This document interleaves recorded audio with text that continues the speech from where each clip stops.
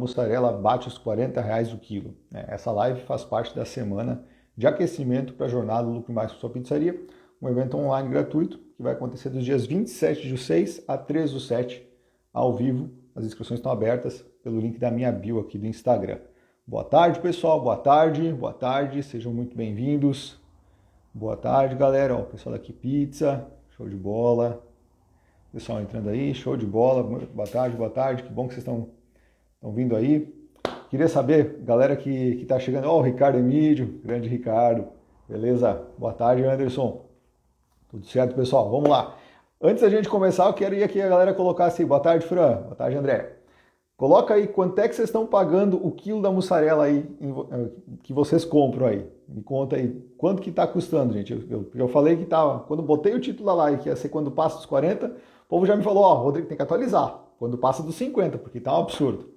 Então, pô, me conta aí quanto é que vocês estão pagando, porque eu sei que não tá fácil para ninguém, esse momento aí tá absurdo de caro. Ricardo, você está pagando R$ 28 o quilo, Ricardo. O pessoal vai querer o contato do fornecedor aí. R$ 39, 35, R$ 39,90. Mussarela tá ficando um preço de barra de ouro já, gente. Tá um absurdo. 41, 42,50 das Três Marias. É verdade. Cara, o preço tá absurdo. Né? Mas primeiro, antes da gente explicar o que tem que fazer, eu vou explicar por que está nesse preço absurdo. Né? Para a gente entender o preço da mussarela, a gente tem que entender o preço do leite, porque a base, a principal matéria-prima para fazer mussarela é o leite. E o que está acontecendo? O que aconteceu no primeiro trimestre desse ano, tá? Eu fui atrás de pesquisar para entender um pouco mais desse mercado, né? Assisti algumas aulas com especialistas, fui atrás de pegar também informações lá no Milk Point, que é um portal que fala sobre o mercado do leite. O Eric Momo, da 1900 Pizzaria, ele fez uma live alguns dias atrás, acho que faz 1 ou 2 semanas, que ele convidou um especialista do mercado do leite para explicar um pouco o que está acontecendo no setor, né? E o que está acontecendo nesse setor dos laticínios e tal. No primeiro trimestre desse ano, teve uma diminuição na produção na faixa dos 10% comparado com o primeiro trimestre do ano passado. Então, teve menos produto no mercado. No primeiro trimestre, que não é época de seca nem nada, é uma época mais tranquila que o preço geralmente está menor. Né? Então, teve já um descompasso ali na produção. A demanda não baixou, né? Pelo contrário, a demanda ela só aumentou. Então, teve 10% a menos de oferta, e lei da oferta e da procura, quando tem menos oferta e a procura se mantém, o preço tende a aumentar. Então, aconteceu isso no primeiro trimestre. Tá?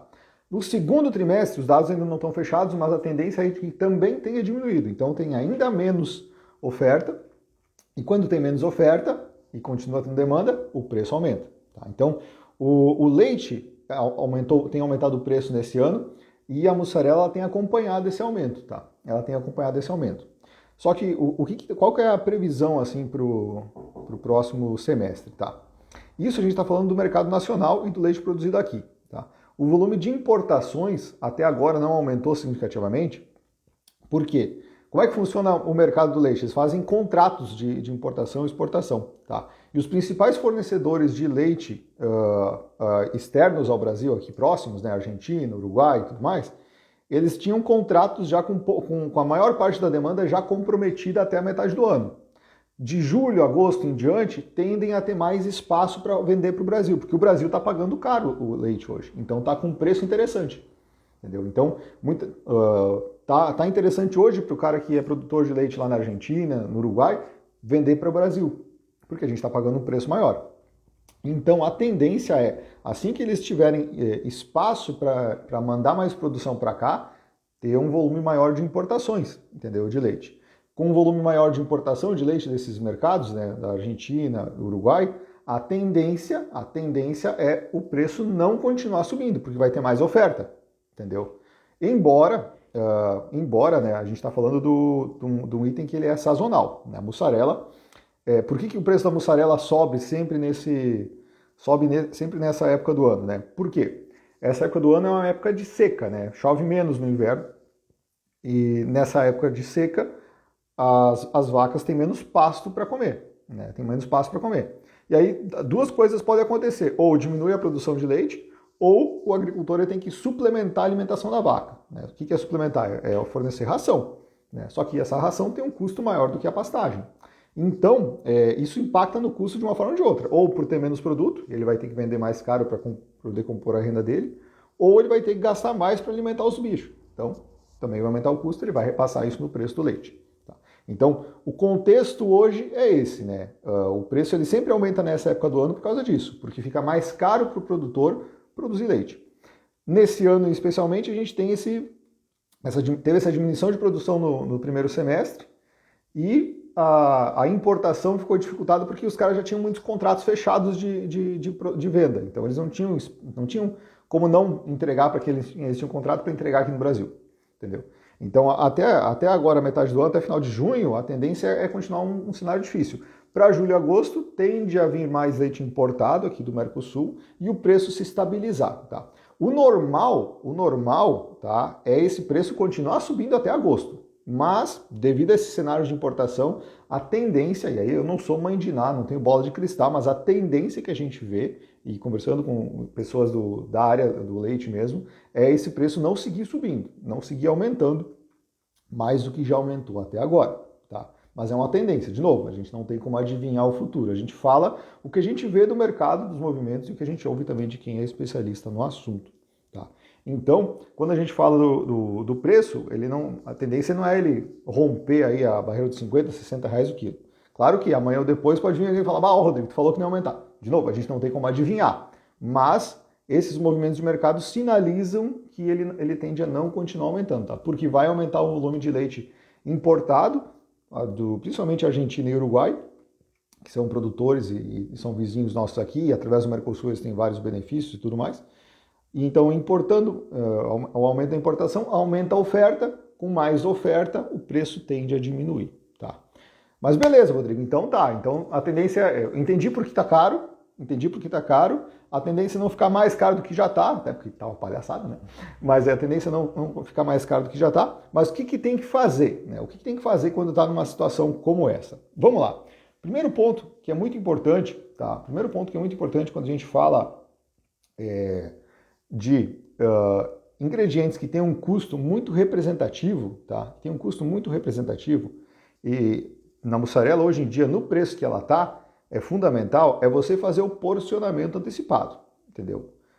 Hoje em dia, cara, se o cara não faz o porcionamento antecipado, tem muita chance dele estar tendo desperdício que não deveria ter na produção dele, tá? Ah, mas Rodrigo, aqui eu faço com a balança na hora. Beleza, se tu tá fazendo com a balança, tu tá controlando quanto que tá indo, tá? Mas nem sempre isso é possível, porque geralmente demora um pouquinho mais na hora da montagem, no horário de pico ali, 7, 8 horas da noite, não pode ficar difícil fazer isso. Mas, se você está numa situação assim, eu sugiro procurar fazer o porcionamento antecipado, tá? E o que a gente tem visto de experiência prática no porcionamento antecipado? Não interessa se você vai fazer com saquinho, com pote, vê como é que fica melhor aí para você. Geralmente o saquinho ele é mais interessante até pelo custo, tá? Mas, separa os ingredientes em porções de acordo com o tamanho de pizza. Começa por aquele tamanho de pizza que mais sai. Se na tua pizzaria o que mais sai é o de 35 centímetros, separa a porção para uma pizza de 35 centímetros, não tem problema nenhum, entendeu? E procura padronizar essa quantidade entre todos os sabores, entendeu? Procura padronizar, porque aí você consegue simplificar o processo de porcionamento. Tá? Feito isso, porcionando os ingredientes, o que a gente observa da aplicação prática disso em pizzarias, tá? Dependendo da mãozada do pizzaiolo, faz muita diferença no final do mês. Mas muita diferença, tá?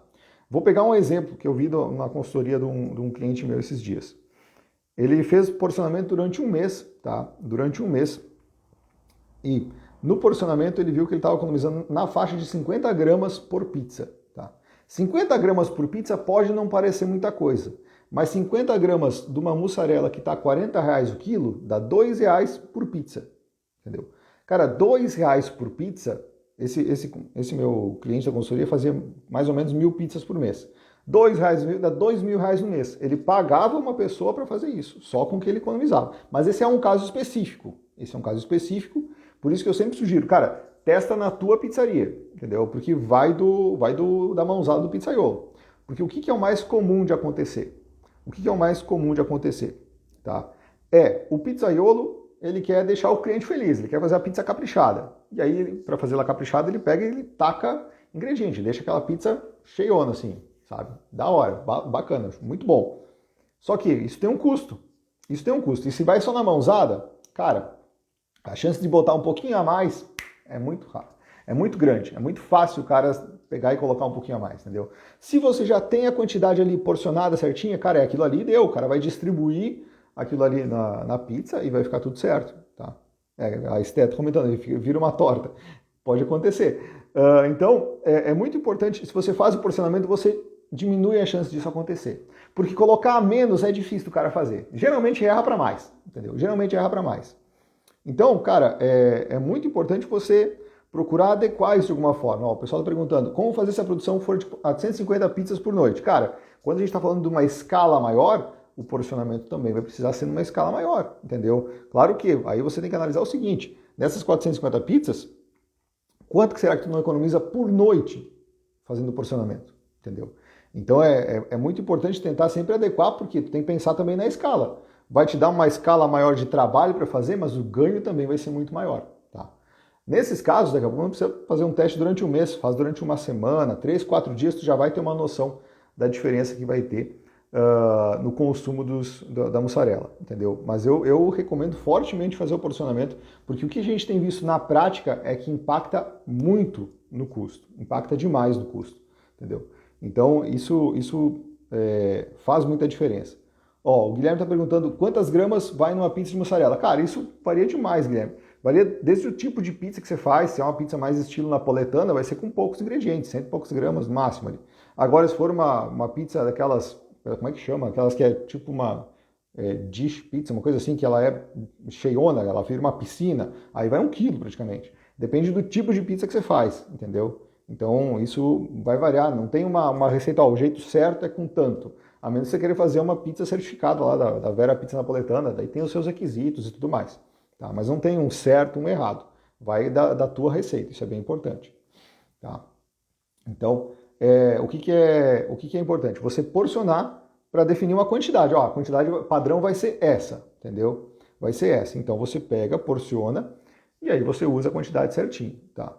O que o pessoal colocou aqui? Como acondicionar esses porcionamentos já que são retirados das embalagens originais? Saquinhos descartáveis, tá? O saquinho ele funciona bem. O saquinho ele funciona super bem. É o que geralmente a gente recomenda, tá? É geralmente mais prático, mais fácil, mais barato também, tá? Vamos lá. Então, o primeiro ponto do que fazer é o porcionamento. Depois eu volto para as perguntas, tá, pessoal? O primeiro ponto é o porcionamento. Tá vindo bastante dúvida, depois a gente vai deixar até a caixinha para responder. Porcionamento, ó, só fazer um gancho. Principais ingredientes de porcionar. Pergunta do Ale. Mussarela, já estamos falando dela, né? Mas você tem que pensar naqueles itens que têm maior custo.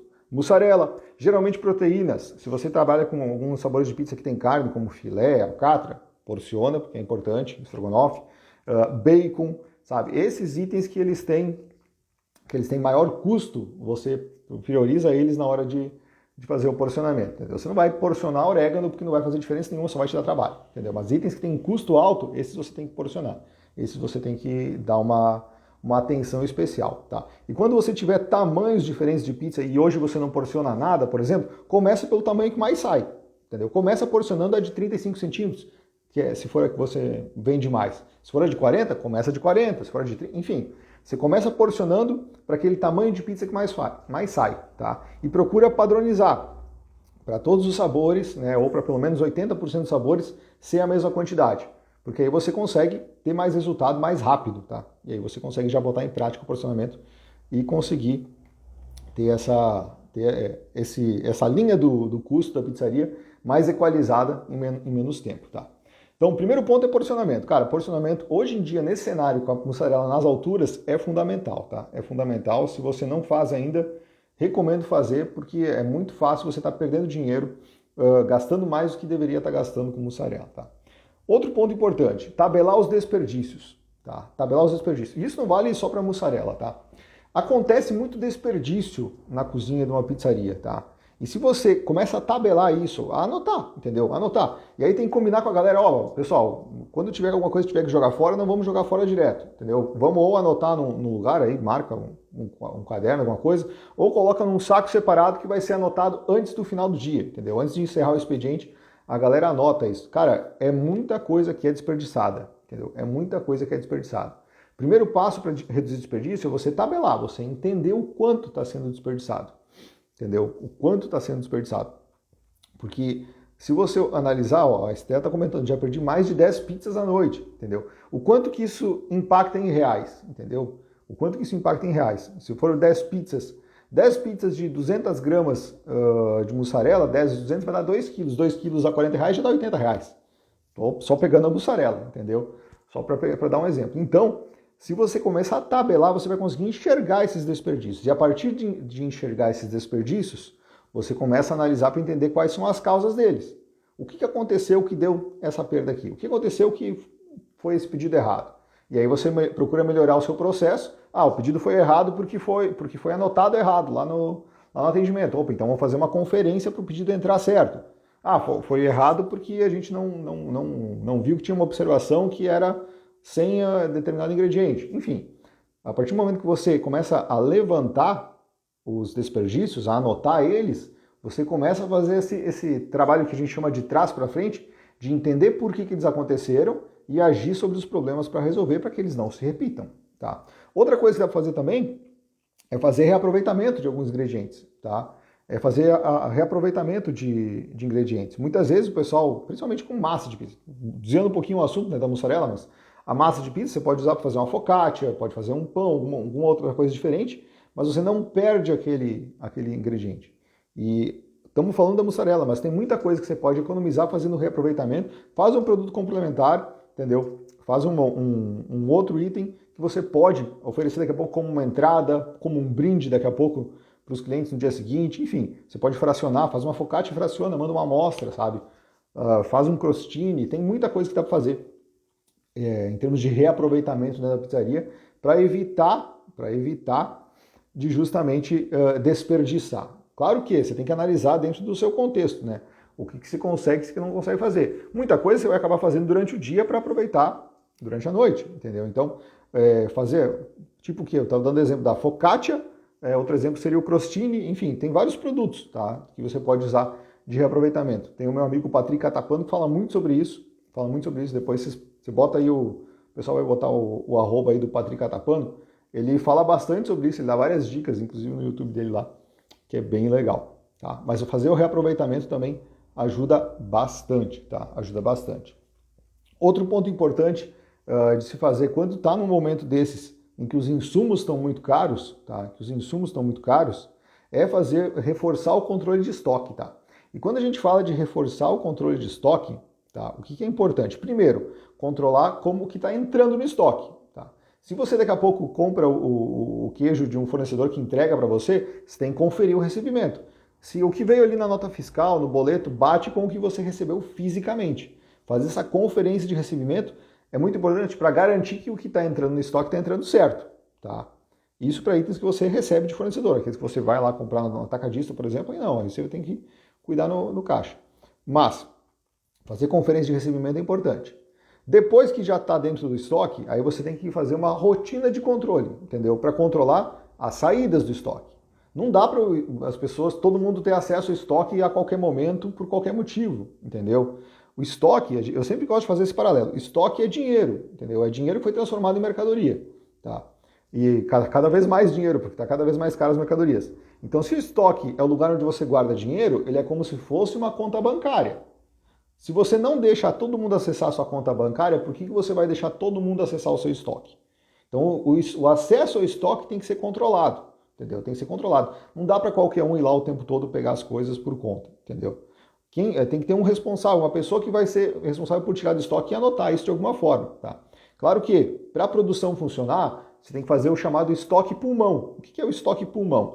É um estoque que ele é abastecido no começo do dia e fechado no final do dia, entendeu? Para justamente quando está na correria, o cara pega ali do pulmão. Ele não vai buscar lá no estoque onde tem muito mais material guardado, entendeu? Então, trabalhar com estoque pulmão ajuda bastante nesse sentido, mas aí uma pessoa é responsável por abastecer o pulmão e ter acesso ao estoque mesmo, tá? Porque aí você consegue controlar melhor essa saída, tá? Porque a gente está falando de insumos que são itens alimentícios, então é muito fácil de dar perda, de dar desvio, sabe? É muito fácil. Então, se você não controla o estoque, a chance de você ter um furo aí no meio é muito grande. É muito grande, tá? Então, fazer um controle de estoque legalzinho, né, nessa hora é fundamental, tá? Tem que ser chato. Ah, Rodrigo, mas eu sou pequeno agora, somos só em 3, 4 pessoas. É muito mais fácil fazer enquanto é pequeno do que depois que já está grande, que já tem 20 pessoas trabalhando, entendeu? Começa pequeno, faz certinho pequeno, que daí quando tiver maior, já vai ser muito mais tranquilo, já vai ser um hábito, já vai ser uma regra do negócio. É muito melhor do que implantar isso depois que já está grande, depois já está fazendo 450 pizzas, que nem o amigo comentou antes ali, entendeu? Ele vai ter um pouco mais, se ele não faz ainda, ele vai ter um pouco mais de trabalho para fazer, mas é fundamental fazer controle de estoque, tá? Outro ponto importante que a gente fala que tem que ter cuidado nesse momento, que tem que ter muito cuidado nesse momento também, é olhar não só para o custo dos insumos, tá? Não só para o custo dos insumos, mas olhar para todos os custos que a pizzaria tem. Os insumos, o CMV, né, a mussarela incluída nele, ele responde aí na faixa dos 30% a 40%. Tá? Se hoje, se você pegar lá o seu faturamento, eu faturei lá 100 mil reais, vendi 100 mil reais nesse mês, e gastei 30, 35 mil com insumos, tá ok, entendeu? Tá ok. Você consegue organizar para ter margem de lucro no final. Claro que depende se você daqui a pouco está com um custo fixo muito estourado, aí não, tá? Mas, via de regra, se você está ali com 30%, 35%, tá legal, tá tranquilo, tá? Você está com um custo de insumos dentro de um patamar que é possível de você conseguir ter um bom resultado. Agora, o que a gente tem visto, tá? A gente tem visto que a média do mercado está chegando já nos 40%. Chegando nos 40% e com essa inflação está até passando. Então, você tem que analisar não só para esse custo, porque esse não é o único custo que a pizzaria tem. A gente tem também os custos fixos e os custos variáveis. Os custos fixos, tá? É aluguel, mão de obra, energia, tudo mais. Esses custos fixos por pizza, muitas vezes tá ali a diferença entre uma pizzaria que dá lucro e uma pizzaria que dá prejuízo. Por quê? Uma pizzaria que tem ali seus 10 mil reais de custo fixo e vende 100 pizzas no mês, tá? 10 mil, não, peraí. Vende 100 pizzas é muito pouco. 10 mil reais de custo fixo, mas que vende ali 200 pizzas no mês, vai dar, pelas minhas contas, 50 reais por pizza. É um volume muito baixo para uma pizzaria com 10 mil reais de custo. Ela é pouco eficiente para o custo que ela tem. Já se você tem 10 mil reais de custo e vende 1.000 pizzas no mês, vai ter um custo de 10 reais por pizza. Tá eficiente, tá legal. E veja que muitas vezes essa diferença aí é a diferença de você ter prejuízo e ter lucro. Então enxergar o custo fixo por pizza também é muito importante, tá? Não dá para olhar só para os ingredientes. Os ingredientes estão chamando atenção porque estão numa alta absurda, mas a gente tem que botar eficiência no processo, tem que fazer com que a tua estrutura produtiva seja realmente eficiente para poder vender mais sem ter que botar um monte de gente para dentro e aumentar o custo, tá? Então isso é muito importante também, olhar para o custo fixo além do custo com ingredientes. E o outro custo é o custo variável. O custo variável entra imposto, taxa de maquininha de cartão, comissão do iFood, se você vende pelo iFood, entrega grátis, se você faz entrega grátis. Então tem que olhar para esses custos variáveis também, tá? Se você dá entrega grátis, bota o mesmo preço de venda no iFood na venda direta, aceita vale-refeição e tudo mais, provavelmente só no teu custo variável se vai a tua margem de lucro. Então tem que olhar para isso também. Então não dá para olhar só para o custo de ingredientes, tem que entender todos esses custos. Tem que entender todos esses custos, porque às vezes um aumento que pode acontecer no custo com ingredientes, você melhora um pouco a eficiência do teu processo e você consegue equilibrar isso.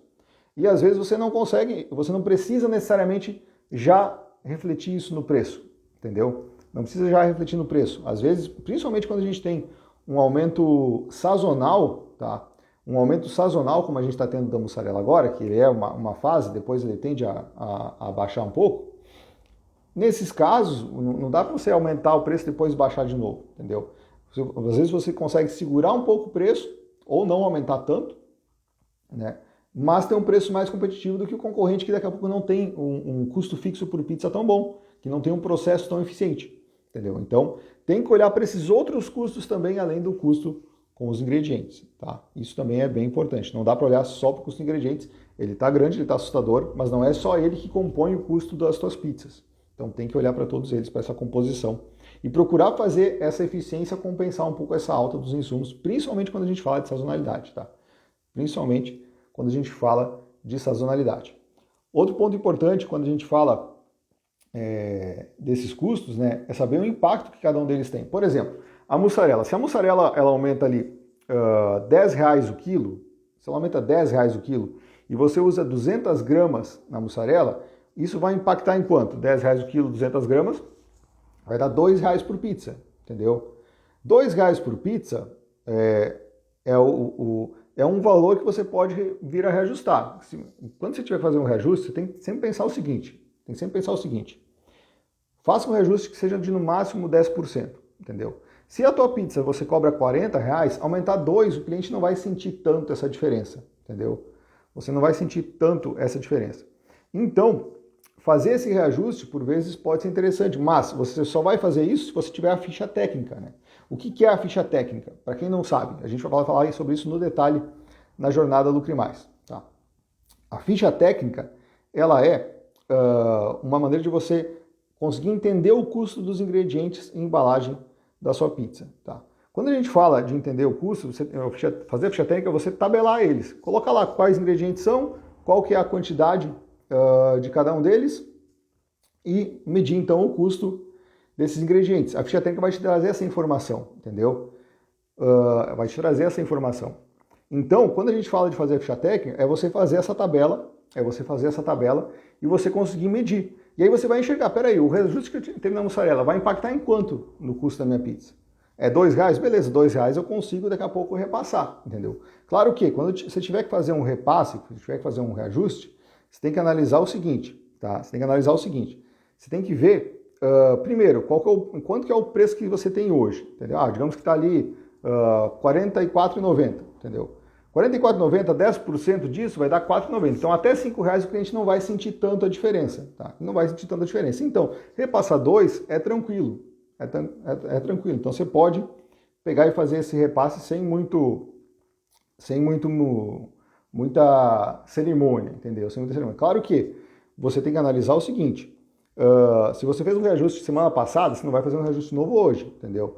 O ideal é você deixar pelo menos uns 30, 40 dias entre um reajuste e outro, tá? Pelo menos isso, mas fazer reajustes menores com uma frequência maior num cenário de inflação como a gente tem hoje é uma alternativa mais interessante, do que pegar, juntar e fazer um aumento só de daqui a pouco R$20, R$10 na pizza, que aí o cliente ele tende a sentir mais. E quando o cliente sente, o que ele faz? Ele tende a olhar para o concorrente, pegar do concorrente, experimentar, e aí ele pode acabar gostando da pizza do concorrente, tá? Então, você precisa analisar isso. Primeiro, quanto que impacta o aumento, quanto que impactou esse reajuste da mussarela no preço que você está pagando das suas pizzas, no custo que você tem com as suas pizzas, e aí ver o quanto que você vai repassar aí, no preço, tá? E aí você analisa, cuida aí os 10%, cuida também quando tiver que passar de uma casa para outra, tiver que passar dos 30 e poucos para os 40 e poucos, por exemplo, entendeu? Aí você tem que tomar cuidado, porque aí o cliente ele percebe também, ele sente quando muda de 39 e pouco para 41, ele percebe, por mais que sejam R$2, mudou de 30 e poucos para 40 e poucos, tá? E cuidar também desses 10%. E não fazer anúncio, não tem que fazer comunicado de aumento, tá? Não dá para fazer comunicado de, pessoal, tivemos que aumentar. Isso, para o grande público, você nunca faz. Se algum cliente vier reclamar para você que aumentou o preço, aí você explica para essa pessoa no individual, mas nunca faz um comunicado, porque assim você vai estar chamando a atenção de todo mundo para uma coisa ruim, que é o aumento do preço, tá? Então, não recomendo você fazer um comunicado de reajuste, porque isso geralmente tende a ser um tiro no pé, tá? E isso é péssimo para o negócio, tá? Beleza, pessoal? Vamos ver se tem alguma pergunta aqui. Deixa eu dar uma olhadinha aqui nas perguntas. Meu movimento caiu muito quando eu fiz um reajuste. Sou pizzaria caseira, caiu muito mesmo, nem 30 pizzas. Pergunta da Evanir. A gente vai falar sobre isso na live de amanhã, tá? Que é o que fazer quando as vendas diminuem, tá? Mas, o que é importante se analisar? Primeiro, quando você vai fazer um reajuste, você tem que fazer um reforço no marketing. Não no marketing de que vai ter o reajuste. Não, você não vai fazer comunicado disso. Mas você tem que reforçar a divulgação da sua pizzaria para você captar novos clientes. Tá? Por quê? Eventualmente, um ou outro cliente que é mais sensível ao preço, ele pode sentir o reajuste e deixar de pedir. E beleza, isso faz parte do processo. Agora, se você não faz um marketing paralelo para trazer novos clientes que reponham esses que deixaram de pedir, a tendência é você ter uma diminuição nas vendas e prejudicar o seu faturamento, tá? Então, é muito importante, tá? É muito importante. Deixa eu ver, o que mais tem de pergunta aqui? O povo está colocando aqui o número de WhatsApp. Tá, deixa eu ver. Qual a porcentagem certa para o lucro? Pergunta aqui que veio do Lali Jair. Então, a porcentagem certa do lucro. Vamos primeiro entender o que é lucro, tá? Vamos primeiro entender o que é lucro. A gente tem vários custos. Custo com ingredientes e embalagens, CMV. A gente tem custos fixos por pizza. A gente tem custos variáveis. Depois que tira todos esses custos, a média do mercado está de 8 a 12% sobre o preço de venda. A média do mercado. Eu sempre oriento a galera a procurar chegar nos 20, 25%, se conseguir fazer um processo bem eficiente, tá? Por quê? Se você for pegar uma pizza, uma venda de, vamos jogar aqui para fazer um número redondo fica mais fácil, tá? Vamos jogar R$100. Digamos que você teve ali, vendeu a R$100 a pizza. Você teve um custo ali de ingredientes na faixa dos R$35, tá? Você teve mais um custo com um custo fixo por pizza ali na casa dos 20, 25, vamos jogar R$25, tá? 35, 25 já deu 60. E você teve ali mais uns 20% de custos variáveis. Uma entrega grátis, alguma coisa. Enfim, isso vai dar 80%. Sobra 20% ainda de lucro. Então, 20% é uma margem legal. Claro que para uma pizza de R$100 você vai ter que ter esses custos bem equilibradinhos para conseguir chegar nessa margem. Mas é possível, tá? É possível. Lucro líquido final. Já descontando, inclusive, o Prolabore, tá? O Prolabore. Mas isso é possível quando você tiver um processo eficiente. Se você não tiver um processo eficiente, você não vai conseguir, tá? E eu estou falando do lucro líquido, tirando custo fixo, custo variável e CMV, tá? Tirando todos eles. Tirando todos eles. Deixa eu ver o que mais tem aqui. O que veio de pergunta aqui? Do balãozinho. Cadê? Quem tiver alguma dúvida pode colocar no balãozinho aqui. Deixa eu ver a anotação aqui.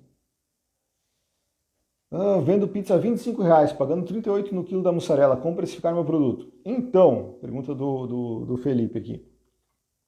Cara, R$25 pagando 38 no quilo da mussarela, você vai ter que ou trabalhar com uma quantidade bem pequena de ingrediente, tá? Bem pequena de ingrediente. Ou daqui a pouco usar, eu não recomendo, mas porque eu vejo que impacta na qualidade, tá? Tem aqueles itens que você consegue misturar, acho que é Mosana, que tu faz uma mistura de amido que tu dilui a mussarela, né? Faz uma proporção, acho que de 2:1, 3:1, mas geralmente não fica tão legal não, tá? Mas é uma alternativa, reduz bastante o custo, tá? Ou trabalhar melhor o preço, e aí só que para trabalhar melhor o preço você vai ter que trabalhar para percepção de valor, o cliente vai ter que ver motivo para pagar mais nas tuas pizzas, tá? A gente vai falar bastante sobre isso na live de amanhã. Quem perguntou aqui, deixa eu ver, existe pizza de 100? Sim, existe e são muito boas, tá? Existem e são muito boas, até de 120, 150. Ainda mais nesse cenário que a gente tem hoje de inflação alta, existe pizza de 100 sim, cara. Existe. É vantajoso trabalhar só com catupiry original? Pergunta do Júlio.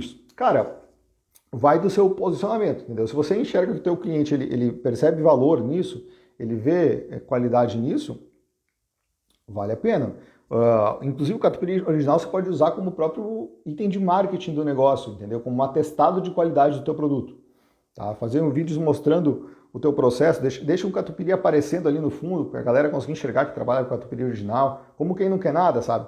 Ajuda bastante no marketing, ajuda na percepção de valor. O cliente ele dá valor a isso, tá? É importante. Porque o cliente, e aí o consumidor final, ele não conhece, por exemplo, Scala, que é uma marca muito boa de catupiry. Ele não conhece outras marcas que são boas, mas ele conhece o catupiry. Então ele enxerga valor nisso, entendeu? Então acaba sendo um atestado de qualidade. Deixa eu ver. Que mais aqui? Comprar ingredientes com prazo ou à vista? Cara, a pergunta do pessoal da House. Comprar a prazo é interessante para você trabalhar com o dinheiro dos outros, entendeu? Claro que você tem que ter um controle de caixa, de fluxo de caixa legal, tem que ter anotadinho tudo, para quando tiver o vencimento dos boletos, você tá preparado para pagar, tá? Mas é interessante sim, tá? É interessante sim, e você consegue, justamente, pega o material, já vende o produto com aquele material, e aí você, com o dinheiro da venda, você já paga o cara. Então, trabalhar a prazo é uma alternativa muito interessante sim, só que tem que ter controle de fluxo de caixa, senão pode atrapalhar, deixar vencer boleto, aumentar custo financeiro, e aí não é interessante. Aí não é interessante. Deixa eu ver aqui mais. Tá, esse aqui eu já respondi. Porcionamento com sabores de pesos diferentes, como faz? Cara, como eu comentei antes, tá? Começa com aqueles que você tem mais saída. Depois você pode aumentar esse porcionamento para outros, né? Se você tem ali 35 centímetros que é mais saída, faz o porcionamento 35. Depois que já está legal, você pode fazer os de 30 também. Enfim, assim por diante. Vai do que sai mais para o que sai menos. Entendeu? Eventualmente pode ter alguns sabores que nem vale alguns sabores não. Alguns tamanhos que nem vale a pena porcionar. Aí você não porciona e está tudo certo. Entendeu? E está tudo certo. O importante é fazer o porcionamento daquilo que mais sai, que é o que vai dar mais resultado para você. Tá? Deixa eu ver. Eu consigo chegar aos 20 a 22% de lucro, porém não incluo o Prolabore. Comentário do Hugo. O problema de não incluir o Prolabore, Hugo, é que à medida que o negócio cresce e você coloca pessoas para executar as suas funções no operacional, esse custo vai aparecer na pizzaria.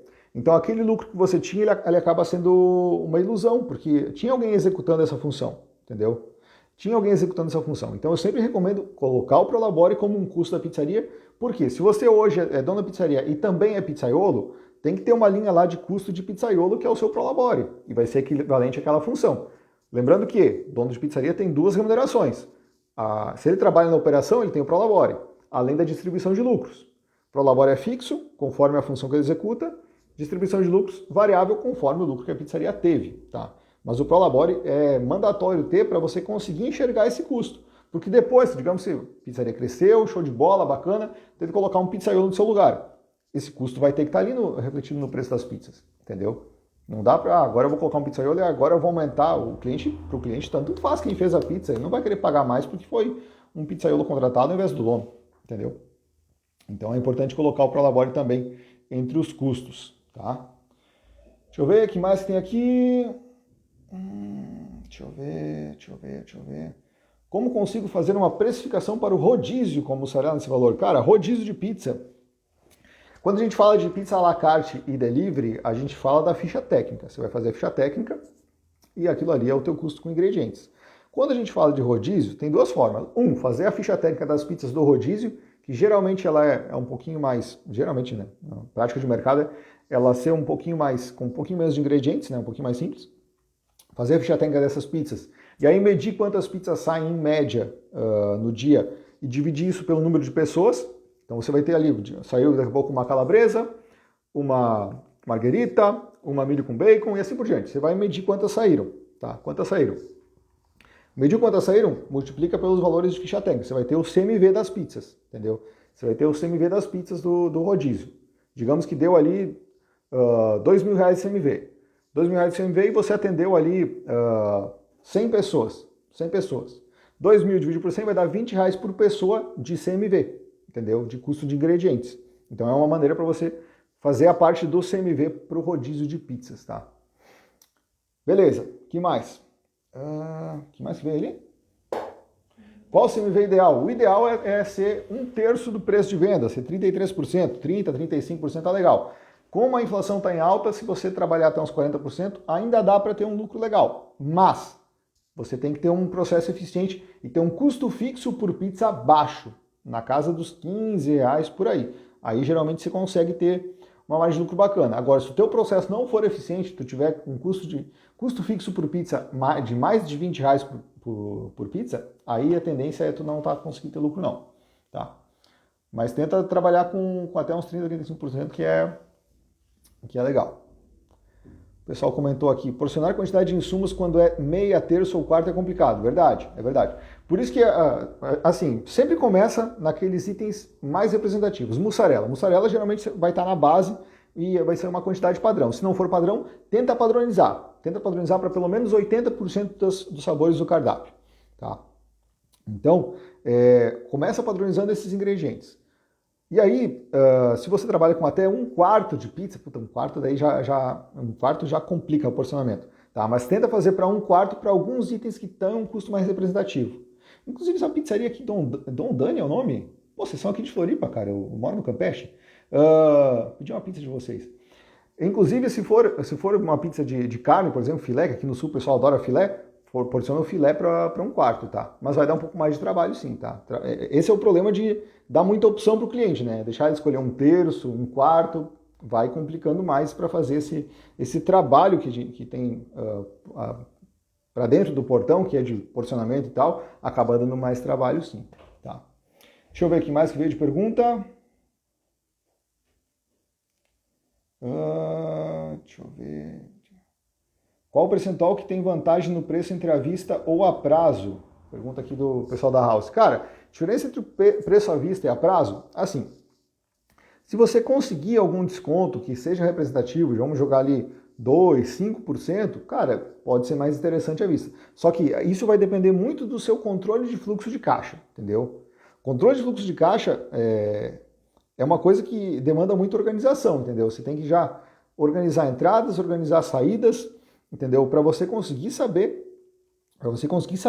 quanto você vai ter que ter de dinheiro em cada dia do mês para conseguir fazer o desembolso e pagar as pessoas.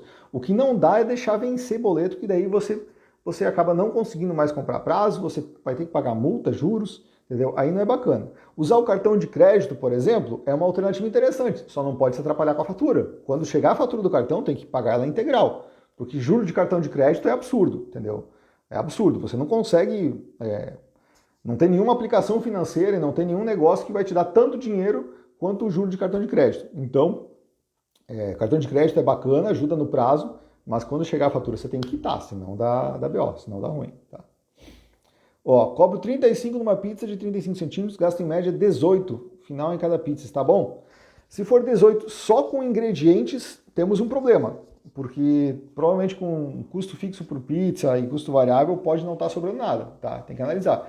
18 de 35 é mais de 50% do preço de venda, tá? Então é perigoso. A chance de dar um prejuízo é grande, é grande. Pessoal, a gente vai encerrar a live por aqui, porque já deu bastante tempo aqui. Eu vou abrir uma caixinha de perguntas na sequência, tá? Se ficou qualquer dúvida, vocês podem perguntar lá na caixinha, não tem problema nenhum. Vai estar aberto, eu vou responder todo mundo. Vamos me organizar para hoje conseguir responder todo mundo, tá? Lembrando que essa live, ela é da semana de aquecimento, é uma amostra de tudo que a gente vai trazer na jornada Lucre Mais com sua pizzaria, tá? É um treinamento gratuito que vai começar segunda-feira da semana que vem, dia 27, tá? As inscrições são pelo link da minha bio. Se você está vendo a reprise, clica ali na minha bio e te inscreve, entra lá nos grupos de WhatsApp. E nessa semana de aquecimento a gente vai trazer alguns temas que ajudam você a conseguir remover obstáculos que podem estar impedindo a sua pizzaria de ter lucros de verdade todo mês, tá? A live vai ficar gravada assim, tá? Vai ficar gravada aqui. Vocês podem acompanhar depois também. Na sequência eu vou abrir aí a caixinha de perguntas. Quem tiver qualquer dúvida, pode mandar aí. Beleza, pessoal? Vejo vocês. Um abraço.